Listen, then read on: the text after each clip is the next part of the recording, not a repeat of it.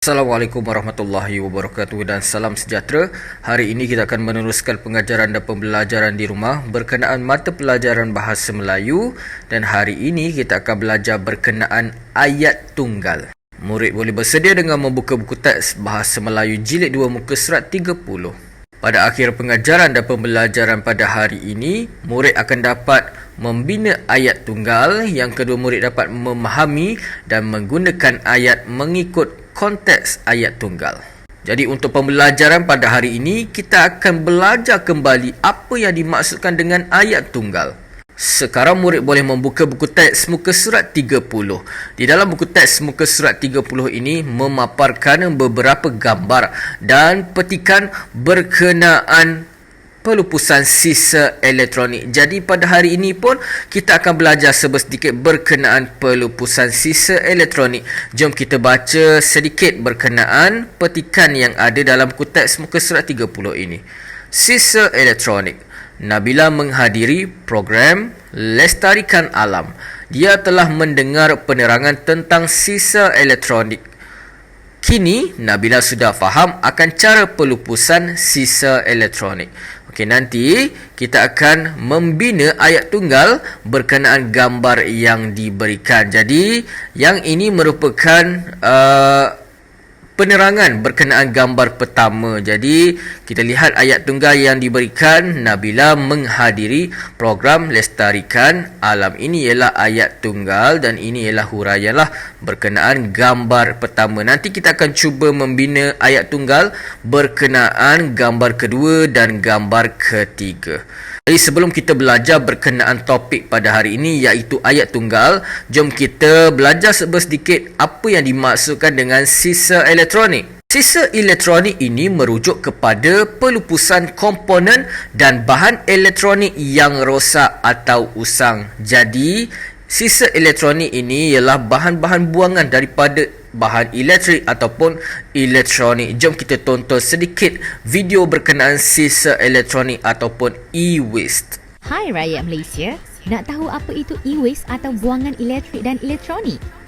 Inilah dia. Sedar atau tidak, ianya ada di sekeliling kita. E-waste adalah barangan elektrik dan elektronik yang telah rosak, tidak berfungsi, lama atau usang. E-waste ni ialah barangan seperti telefon bimbit, TV, komputer, pendingin hawa, mesin basuh dan peti sejuk. E-waste yang dimaksudkan ini ialah e-waste dari isi rumah. E-waste kini telah menjadi masalah di seluruh dunia. Semakin banyak barangan elektrik dan elektronik yang dihasilkan, semakin banyak juga e-waste yang perlu dibuang dan diuruskan. Jika ianya dibuang merata-rata tanpa mengguna pakai kaedah yang mesra alam, seperti buang ke dalam sungai, ke tapak pelupusan, membakar secara sesuka hati atau diberikan kepada pihak yang tidak sepatutnya, e-waste ini berupaya untuk membahayakan kehidupan, menjejaskan kesihatan kita dan menyebabkan kemerosotan kualiti alam sekitar. Kesian anak-anak kita nanti jika alam sekitar tidak dipelihara dengan baik. Tahukah anda? E-waste mengandungi bahan-bahan toksik dan berbahaya seperti merkuri, plumbum, kadmium, arsenik, bromin, berilium dan pelbagai lagi. E-waste juga mempunyai logam-logam berharga seperti emas, kuprum, palladium dan perak yang mempunyai nilai kitar semula yang tinggi. Oleh sebab itu, adalah penting untuk kita menguruskan e-waste dengan mesra alam dan menghantar e-waste ke pusat-pusat pengumpulan yang berdaftar. Terdapat 127 pusat pengumpulan e-waste dan 21 kemudahan pemerolehan kembali e-waste di seluruh negara. Untuk maklumat lanjut mengenai e-waste serta senarai pusat pengumpulan dan kemudahan pemerolehan kembali, anda boleh melayari laman sesawang Jabatan Alam Sekitar di e-waste.doe.gov.my. Jom ubah sikap, e-waste di kita, bumi terpelihara. Jadi sekarang kita berbalik kepada pembelajaran pada hari ini, iaitu apa itu ayat tunggal. Ayat tunggal ialah ayat yang mengandungi satu subjek dan satu predikat. Apa pula subjek, apa pula predikat? Subjek ini ialah bahagian ayat yang diterangkan, manakala predikat pula ialah bahagian ayat yang menerangkan subjek. Jadi kita lihat contohnya. Subjek, pelajar itu. Predikat, membeli makanan. Pelajar itu membeli makanan. Subjek adik saya. Predikat membaca buku. Adik saya membaca buku. Subjek guru. Predikat mengajar di dalam kelas. Guru mengajar di dalam kelas. Jadi predikat ini menerangkan berkenaan subjek. Ingat subjek ini ialah bahagian ayat yang ingin diterangkan, manakala predikat pula merupakan bahagian ayat yang menerangkan tentang subjek. Jadi sekarang kita lihat kepada contoh ayat tunggal yang lain. Datuk saya sedang berehat. Dr. Amir bertugas di klinik. Basikal itu milik saya. Rumah Yana sangat cantik. Buah betik sangat sedap. Kakak suka menyanyi. Jadi ingat, subjek ini merupakan bahagian ayat yang ingin diterangkan, manakala predikat pula merupakan bahagian ayat yang menerangkan berkenaan subjek tersebut. Jadi sekarang kita akan lengkapkan ayat tunggal dan kita akan cuba bina ayat tunggal berdasarkan gambar yang telah diberikan. Jadi untuk gambar pertama, dia telah berikan contoh iaitu Nabila menghadiri program Lestarikan Alam. Okey, jadi Nabila ini ialah subjek, menghadiri program Lestarikan Alam ini ialah predikat. Okey, jadi kita akan cuba membina ayat tunggal berdasarkan gambar yang kedua. Jadi kita lihat gambar yang kedua ini memaparkan tentang apa. Jadi dia beritahu subjeknya ialah Nabila. Okey, Nabila ini sedang membuat apa? Okey, dia telah memberikan kata kerja dekat sini iaitu mengedarkan. Jadi Nabila mengedarkan. Mengedarkan apa? Jadi kita lihat dia sedang mengedarkan risalah. Okey, mengedarkan risalah. Okey, risalah. Kepada siapa? Kepada kawan-kawan. Okey, ini contoh Jadi kalau kita nak bagi panjang lagi pun boleh. Nabila mengedarkan risalah. Berkenaan apa? Kepada siapa? Di mana? Jadi kita selalu bertanyakan menggunakan kata tanya apa, siapa, di mana, bila untuk kita panjangkan ayat tunggal.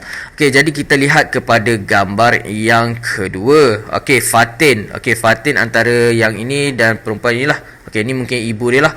Okey, Fatin dia buat apa? Jadi kalau kita lihat ni adik-beradik Fatin ini ataupun keluarga Fatin ini sedang mengumpulkan bahan-bahan buangan sisa elektronik lah. Okey, ataupun mengumpulkan sisa elektronik di dalam kotak. Jadi dia telah berikan kata kerja dekat sini iaitu membawa. Jadi Fatin membawa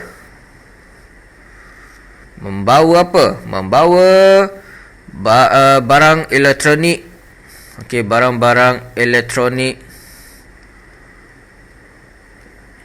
yang tidak digunakan. Okey,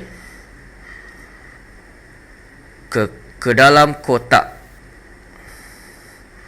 Okey, dia boleh cakap Nabila membawa barang-barang elektronik yang tidak digunakan ke dalam kotak. Jadi sebenarnya ramai ahli keluarganya sedang membawa barang-barang elektronik yang tidak terpakai. Okey, sisa elektronik lah, lebih mudah, perkataan yang mudah iaitu sisa elektronik ke dalam kotak. Jadi ini cadangan ayat tunggal berdasarkan gambar yang telah diberikan.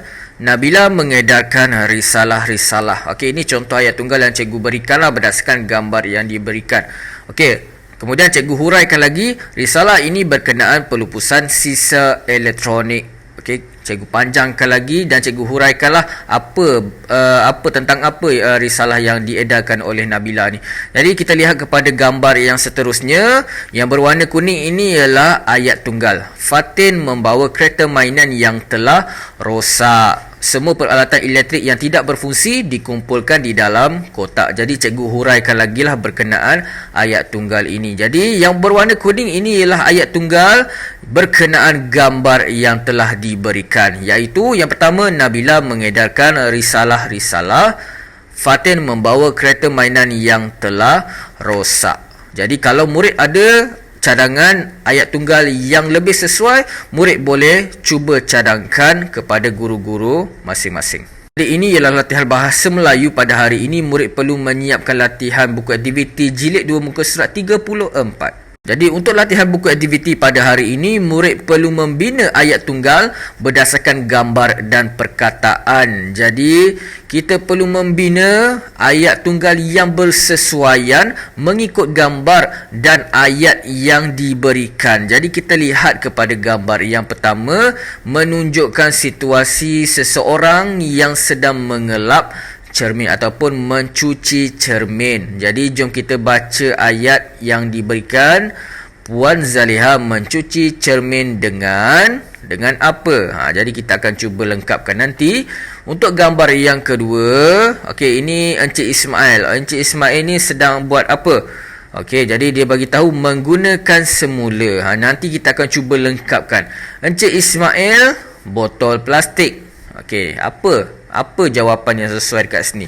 Okey, untuk gambar yang ketiga, okey, seorang perempuan sedang memegang beg. Beg apa ini? Nanti kita akan cuba lengkapkan. Okey, jadi ayat ataupun frasa yang diberikan menggunakan beg mesra alam. Okey, untuk lihat gambar yang keempat. Gambar yang keempat ini menunjukkan dua orang lelaki sedang berurus niaga lah. Cikgu rasa dia berurus niaga berkenaan kita semula, jual semula. Jadi ayat yang diberikan ialah menjual semula. Nanti kita akan cuba membina ayat tunggal yang bersesuaian berdasarkan gambar dan frasa yang diberikan. Jadi kita lihat kepada gambar yang kelima. Gambar yang kelima ini menunjukkan plastik. Okey, plastik, kemudian ada larangan. Jadi mungkin maksudnya dilarang menggunakan plastik lah. Jadi frasa yang diberikan tidak menggunakan. Okey, nanti kita akan cuba lengkapkan ayat tunggal yang bersesuaian mengikut gambar-gambar yang diberikan dan perkataan yang diberikan. Okey, jom kita cuba membina ayat tunggal. Jadi sekarang kita akan cuba melengkapkan ayat tunggal yang pertama. Puan Zaliha mencuci cermin dengan... Okey, kalau kita lihat kepada gambar yang pertama, okey, ini Puan Zaliha. Puan Zaliha ini sedang mencuci cermin. Menggunakan apa? Jadi kalau kita lihat, dia mungkin kain ataupun kertas surat khabar. Okey, jadi cikgu rasa ia lebih sesuai kita gunakan kain lah. Okey, jadi Puan Zaliha mencuci cermin dengan kain basah. Okey, itu cadangan cikgu. Kalau murid ada cadangan jawapan yang lebih sesuai, murid boleh letakkan jawapan yang bersesuaian di sini. Jadi ini cadangan ayat tunggal yang pertama. Puan Zaliha mencuci cermin dengan kain basah. Okey, sekarang kita lihat kepada gambar yang kedua. Ini ialah Encik Ismail. Encik Ismail, okey, dia sedang memegang botol. Okey, ini botol dan yang ini ialah botol yang digunakan semula. Okey, botol yang digunakan semula sebagai tempat letak pen. Okey, jadi kita cuba lengkapkan. Encik Ismail botol plastik. Jadi kita pindahkan frasa yang telah diberikan iaitu menggunakan semula. Kita letak je kat sini. Encik Ismail menggunakan semula. Maksud menggunakan semula ni, okey, Encik Ismail tu ambil botol tu dan dia guna semula, maksudnya dia ubah suai. Okey, dia potong tengah tu, dia jadikan tapak botol tu sebagai tempat letak pen. Macam tu lah. Okey, sekarang kita akan cuba tengok jawapan yang lengkap. Jadi ini cadangan ayat tunggal yang kedua. Encik Ismail menggunakan semula botol plastik.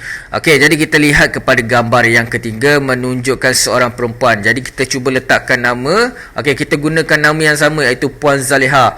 Puan Zaliha dia sedang buat apa ni? Okey, dia sedang menggunakan beg mesra alam. Okey, dia nak guna beg mesra alam tu untuk apa? Untuk membeli belah. Okey, itu pun boleh. Okey, jadi kita tulis Puan Zaliha menggunakan beg mesra alam untuk membeli belah. Okey, ini cadangan lah. Ini cadangan ayat tunggal yang cikgu boleh berikan. Kalau murid ada cadangan ayat tunggal yang lain, murid boleh gunakan, tidak ada masalah, tetapi mestilah bersesuaian mengikut gambar yang diberikan. Jadi ini cadangan ayat tunggal untuk gambar yang ketiga. Puan Zaliha menggunakan beg mesra alam untuk membeli belah. Okey, jadi kita lihat kepada gambar yang keempat, menunjukkan dua orang lelaki sedang berurus niaga lah. Jadi kita lihat dia sedang menjual semula surat khabar sebenarnya. Jadi kita boleh cakap Encik Ismail menjual semula surat khabar lama. Okey, jadi ini cadangan ayat tunggal lah. Encik Ismail menjual semula surat khabar lama kepada Encik Tan. Itu pun boleh. Jadi ini cadangan ayat tunggalnya, iaitu Encik Ismail menjual semula surat khabar lama. Jadi kita lihat kepada gambar yang kelima. Sebagaimana yang cikgu telah terangkan, ini ialah larangan menggunakan plastik. Jadi kita boleh buat ayat tunggal mengikut gambar yang diberikan. Bagaimana kita nak buat ayat tunggal? Jadi kita boleh cakap kita disarankan agar tidak menggunakan plastik ataupun beg plastik. Ini cadangan ayat tunggal yang cikgu boleh berikan, iaitu kita disarankan agar tidak menggunakan plastik ataupun beg plastik. Maaf cikgu, beg plastik. Jadi ini cadangan ayat tunggal untuk gambar yang kelima, kita disarankan agar tidak menggunakan beg plastik. Jadi ini ialah cadangan ayat-ayat tunggal yang cikgu boleh berikan kepada murid berdasarkan gambar-gambar yang telah diberikan. Jadi cikgu harap murid boleh jadikan setiap ayat tunggal yang cikgu berikan ini sebagai panduan untuk murid hasilkan ayat tunggal yang lebih sesuai lah. Jadi cikgu harap murid tak gunakan sepenuhnya setiap ayat yang cikgu berikan. Kalau boleh, ubah suai sedikit. Okey, jadi itu sahaja pembelajaran pada hari ini. Terima kasih. Assalamualaikum warahmatullahi wabarakatuh.